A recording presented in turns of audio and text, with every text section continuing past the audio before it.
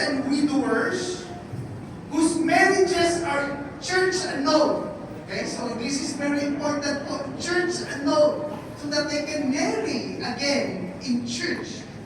They have to be church annulled, and who do not have legal impediment for church marriage. And at the same time, it opens its doors to younger men and women aged 18 years old and up who have considered their personal growth and maturity and prefers to receive pastoral nourishment from SFC. And then this is most likely applicable po sa mga international missions where, you know, the youth for Christ age 18, 17 to 18 years are already working.